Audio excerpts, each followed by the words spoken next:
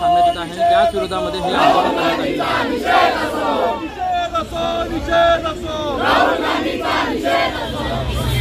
आमच्या हिंदुस्थानच्या विरोधात आणि तेही बाहेर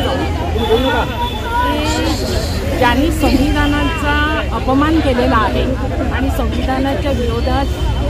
जी फक्त आपल्या हिंदुस्थानात बाहेर जाऊन त्या राहुल गांधींना खरं तर आपल्या या हिंदुस्थानात राहण्याचा अधिकारच नाही आहे आणि देश देव आणि धर्म ही आमची कर्तव्य आहेत आणि ही पार पाडत असताना असे कितीतरी राहुल गांधी की इथे आता फक्त त्यांचा पुतळा चाललेला आहे पण त्यांना आडवं करण्याची ताकद या हिंदुस्थानच्या या युवतींमध्ये आणि युवकांमध्ये आहे आणि तेच आम्ही फक्त दाखवून देतो आहोत